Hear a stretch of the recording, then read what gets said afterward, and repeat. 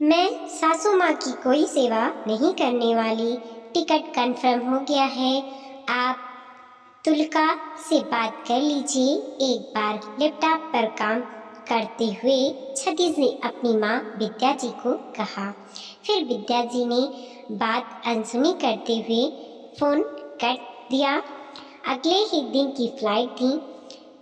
तुलका रसोई में रोटियां सेक रही थी। भागते हुए वो क्षितिज के कमरे में पहुंची और पूछने लगी क्षितिज से, मम्मी जी का फोन आया था, कोई खास बात? क्षितिज ने ना में सिर हिलाते हुए कहा।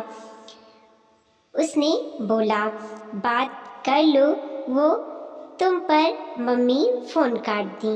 खास बात तो नहीं है, बस गठिया रोग दिखाने के लिए आ रही हैं। बात इतनी ही हुई। फोन के वक्त सामने नहीं थी तुलका, लेकिन वो समझ चुकी थी माजरा। जैसे ही क्षितिज ने बात खत्म करी, फूट पड़ी तुलका। क्या समझ रखा है इन लोगों ने हमें?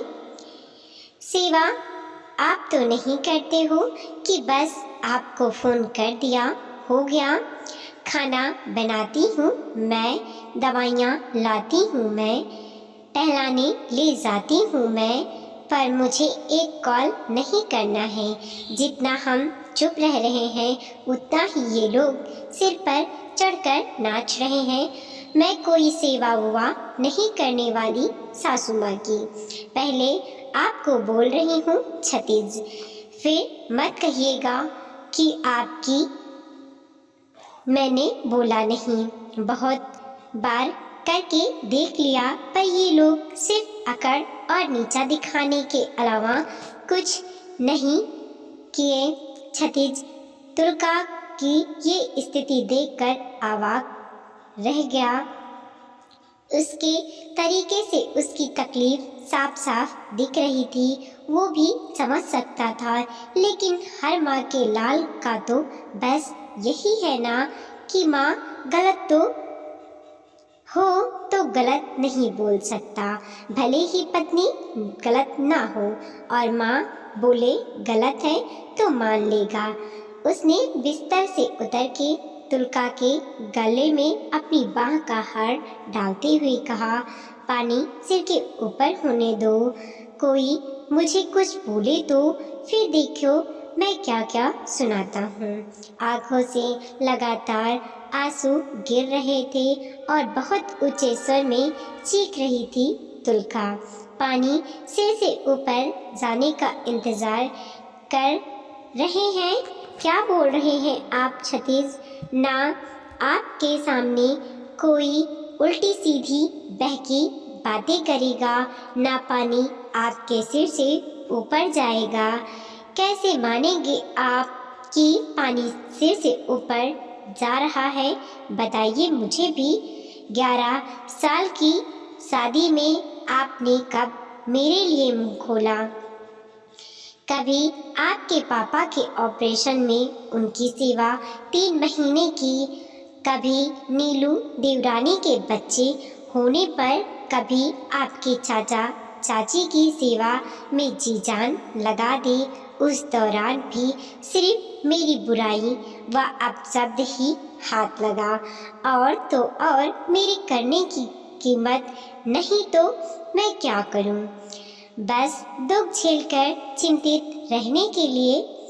मुझसे अच्छी तो आपकी बहन सालू है, ना खटती है ना किसी की सेवा करती है, बस फोन पर सलाह देती रहती है और लोग उसकी सुनते रहते हैं, फिर जता भी देते हैं। घर वालों के लिए बेचारी हमेशा सोचती है, नहीं नाम कमाना मुझे बहुत हो गया। अब इस कदर फटते हुए तालिका को क्षितिज 11 सालों में पहली बार देखकर हतप्रभा रह गया।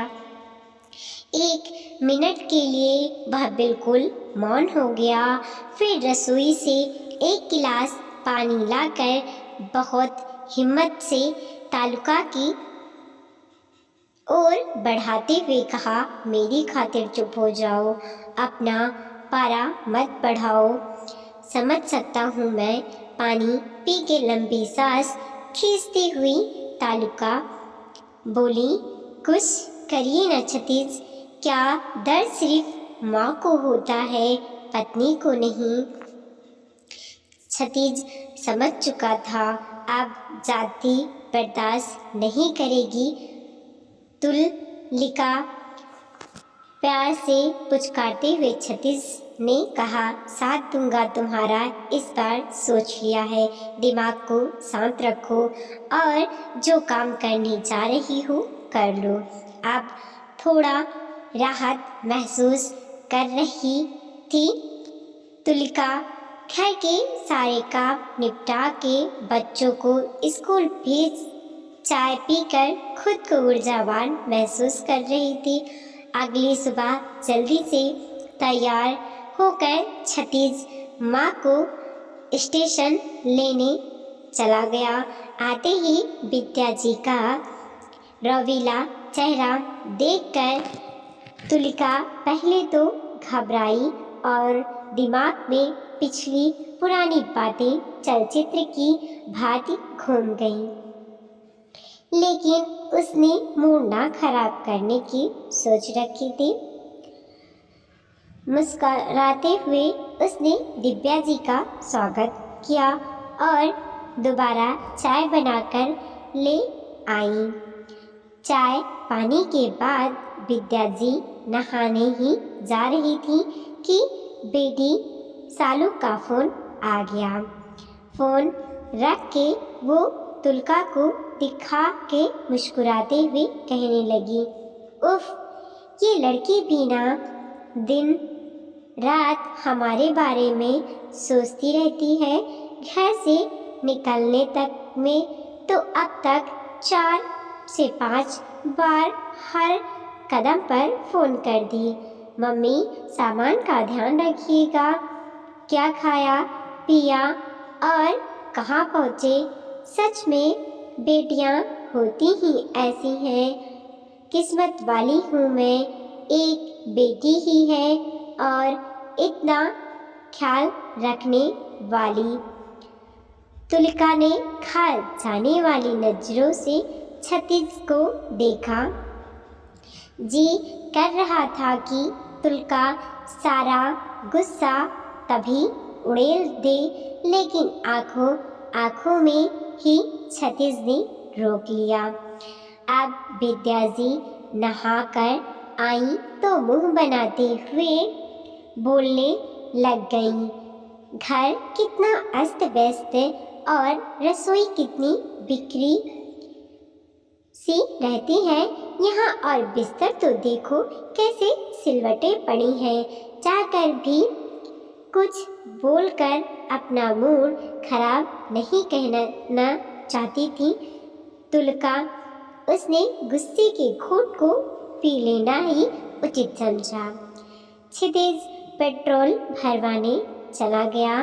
कुछ देर बर्फ पेट्रोल भरवा कर क्षितिज आ चुका था और डॉक्टर के पास दोनों माँ बेटे निकल गए। थोड़ी देर बाद बच्चे भी आ गए स्कूल से। खाना खिलाकर आराम करने के बाद उसने ट्यूशन भेज दिया।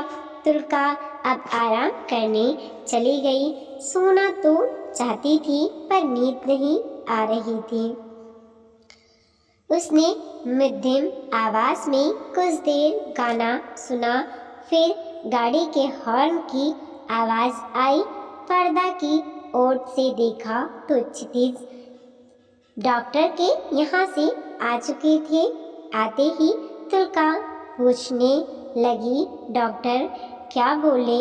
मम्मी जी से टिकाते हुए विद्या जी बोल रही थी, लंबा समय दिया है, कम से कम 6 महीने लगेगा उपचार में। 1 महीने इंजेक्शन और फिर जांच की रिपोर्ट आएगी तो उपचार पूरी तरह से शुरू होगा।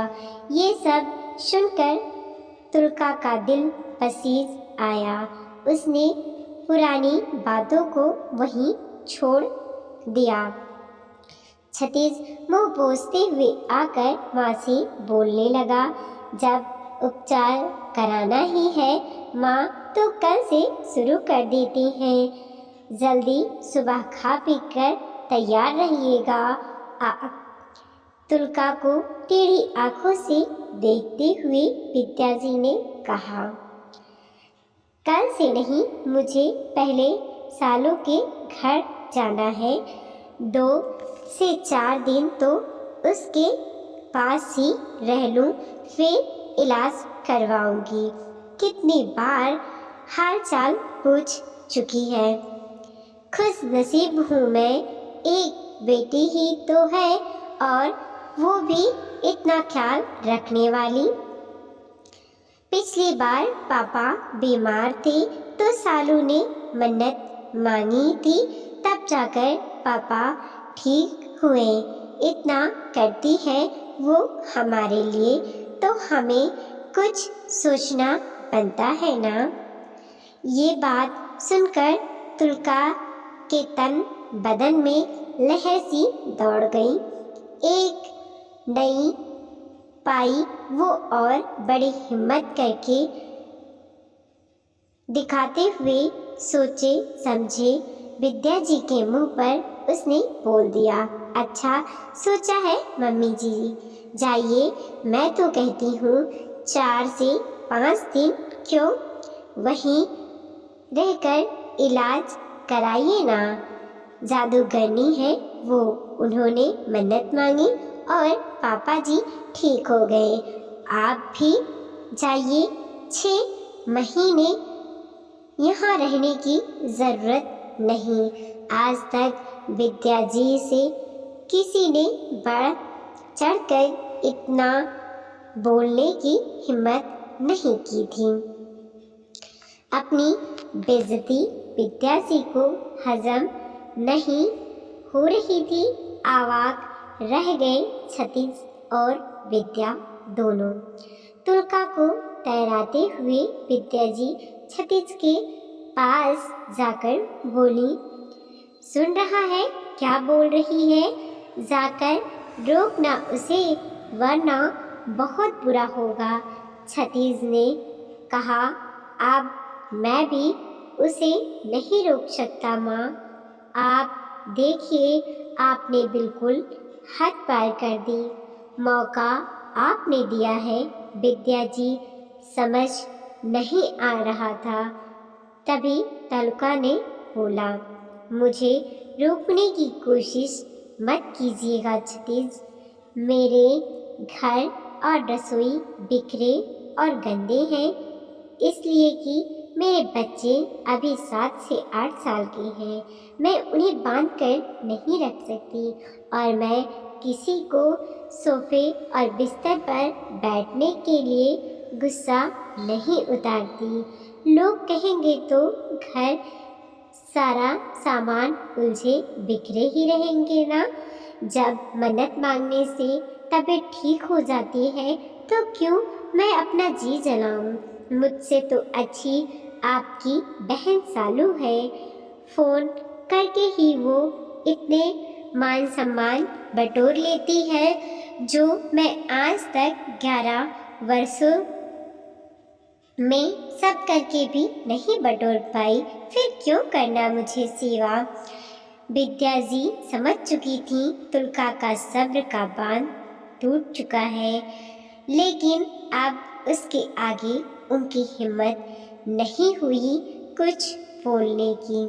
तभी सालू का फ़ोन आया। विद्याजी ने फ़ोन उठाकर कहा, सालू, इलाज कल से ही शुरू कराना है मुझे।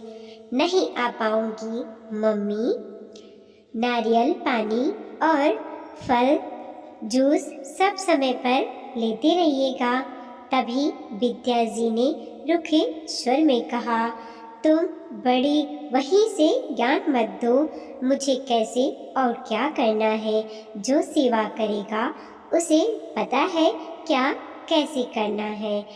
तू बस अपने घर की साज सज्जा पर ध्यान दो और अभी रखो फ़ोन, बहुत काम है।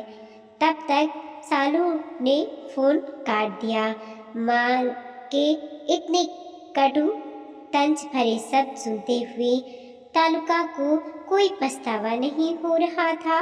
बहुत हल्का महसूस कर रही थी। आज 11 साल बाद ऐसा लगा जैसे सीने से किसी ने पत्थर का बोझ हटा दिया, पर थोड़ी असमंजस में थी कि इतनी जल्दी कैसे सब कुछ बदल गया, लेकिन अंदर से बहुत हल्का महसूस कर रही थी। वीडियो को लाइक कीजिए, कमेंट कीजिए और अपने दोस्तों के साथ ज़रूर शेयर कीजिए। चैनल पे नए हैं प्लीज़ सब्सक्राइब कीजिए।